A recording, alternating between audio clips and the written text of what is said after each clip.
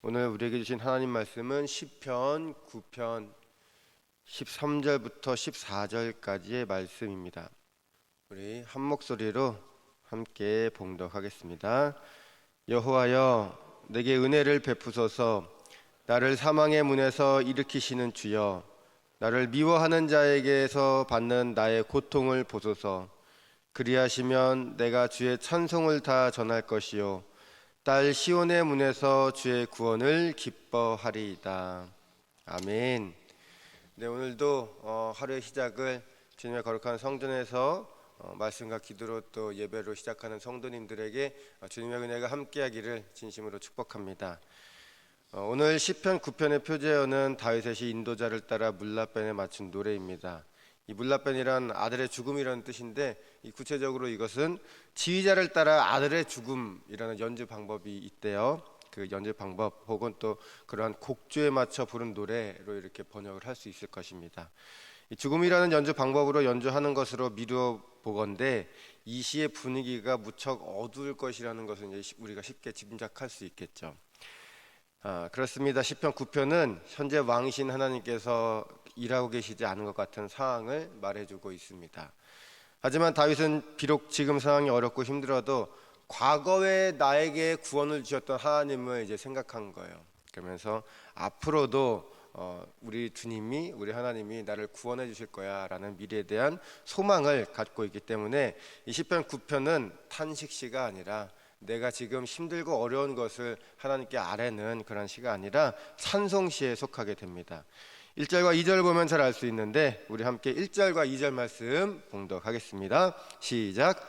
내가 전심으로 여호와께 감사하오며 주의 모든 기이한 일들을 전하리이다. 내가 주를 기뻐하고 즐거워하며 지존하신 주의 이름을 찬송하리니. 아멘.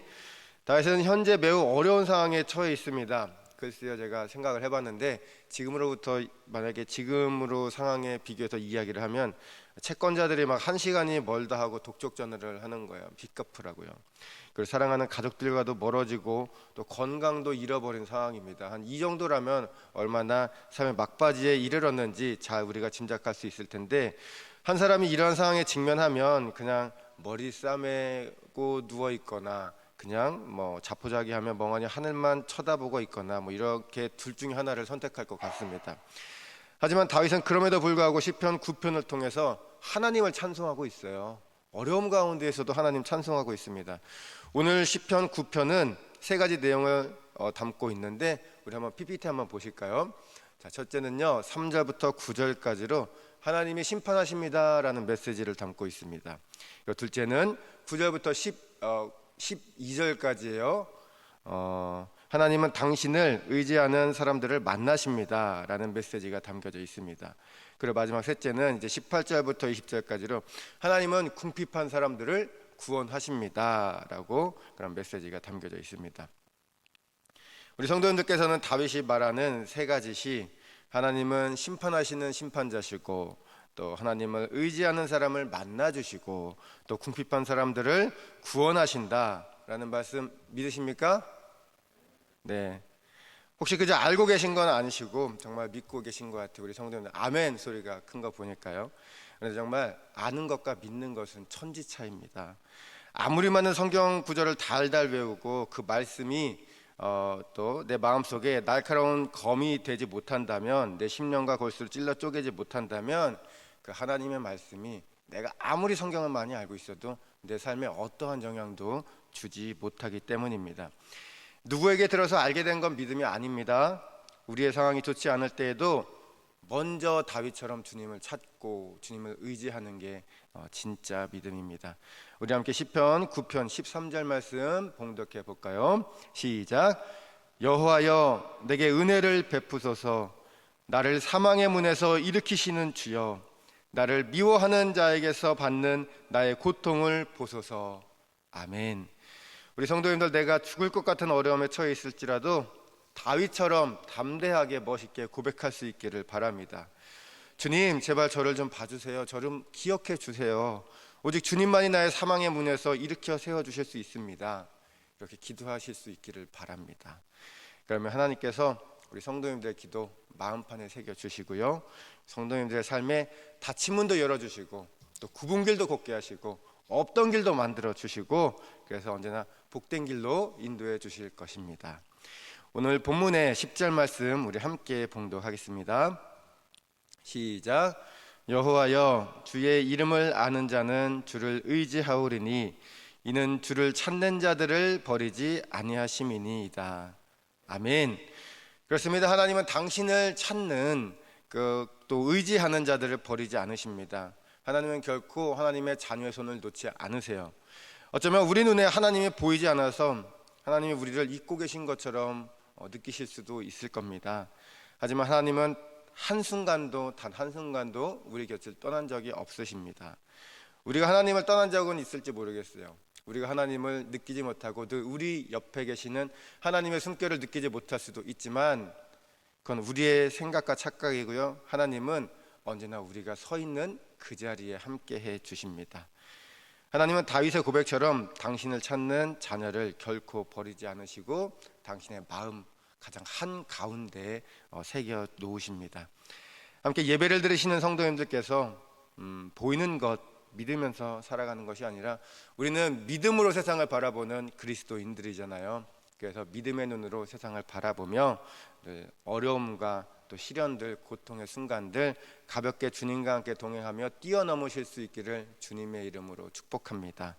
우리 함께 고린도후서 5장 7절 말씀 봉독하겠습니다. 시작.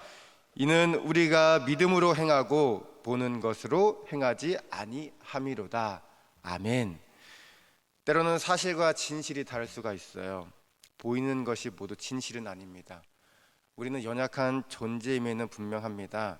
어리석고 부족함이 많은 존재입니다. 하지만 그럼에도 불구하고 하나님은 우리를 당신보다 더욱 사랑해 주시며 존귀한 주의 자녀로 삼아 주십니다. 우리가 부족한 건 사실이에요. 하지만 하나님은 우리를 존귀한 존재로 보신다. 이게 바로 진실입니다. 사실 너머에는 반드시 진실이 숨겨져 있습니다. 지금 세상을 보면 불의가 득세하고 부정적인 사람이 잘 사는 것 같이 보일 때가 가끔 있습니다.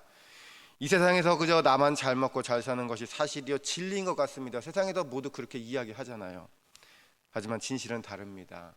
진실은요, 하나님은 심판날을 위해 그 모든 것들을 기억하고 계신다는 사실입니다.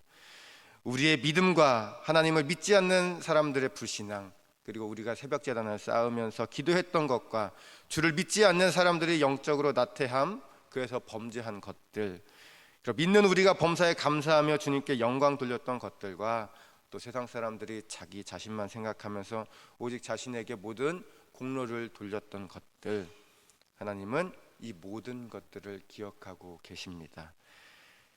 여기 모인 상한교회 귀하신 성도 여러분, 오늘 다윗처럼 혹시 인생의 어려운 시기를 지나고 있을지라도 언제나 주님 바라보시면서 주님 주시는 힘으로 내 앞에는 뭔가 이렇게 가로막고 있고 뭔가 갑갑하게 내 마음을 짓누르고 있을지라도, 그렇게 보일지라도 그렇게 느낄지라도 오직 하나님만 바라보시고 하나님을 신뢰하시고 하나님께 감사하시고 또 하나님의 이름을 높여 올리시면서 찬양하실 수 있기를 주님의 이름으로 축복합니다. 그래서 모든 것 회복하시고요, 주님이 하셨습니다. 제가 열심히 노력해서 한 게 아니라 주님께서 길 인도해 주셨네요. 감사합니다. 고백하시면서 멋진 삶의 간증들이 삶의 이곳저곳에서 이렇게 터져나오는 놀라운 역사도 경험할 수 있기를 축복합니다. 그래서 늘 주님의 충만한 은혜 가운데 복되고 아름다운 인생길 걸어가시고요, 그리고 주님 얼굴 배울 때 주님께 칭찬받는 귀하고 아름답고 근사한 삶을 살아가는 우리 사랑교회 귀한 성도님들 될 수 있기를 주님의 이름으로 축복합니다. 함께 기도하시겠습니다. 할렐루야. 사랑과 은혜가 풍성하신 좋으신 하나님, 참 감사합니다. 오늘도 새벽을 깨우며 말씀과 기도로 하루를 시작하게 하시니 참 감사합니다. 세상 사람들은 보는 대로 믿으며 살아가지만 하나님께서 우리의 영안을 열어주시고 당신의 사랑과 은혜, 자비와 긍휼, 신실하심과 성실하심으로 보고 경험하게 하시니 참 감사합니다. 하나님, 혹시 비록 지금 어려운 상황으로 인해 눈앞이 캄캄할지라도 하나님, 저희도 언제나 하나님만 바라보게 하시고, 그래서 하나님 주시는 힘과 지혜와 능력으로 모든 장애물들 가볍게 넘어갈 수 있도록 인도하여 주옵소서. 시련은 넘어지는 길이 아니라 주님과 함께 넘어가는 길이라는 것을 기억하면서 진정한 믿음, 강한 믿음, 변치 않는 믿음을 갖게 하시고, 또 그 믿음을 기초로 흔들리는 세상 속에서도 믿음의 굳건한 반석 위에서 한 책의 사람, 말씀의 사람으로서 거룩하게 살아가도록 인도하여 주옵소서. 이 모든 말씀 사랑이 많으신 우리 주 예수 그리스도의 이름으로 기도드렸습니다. 아멘.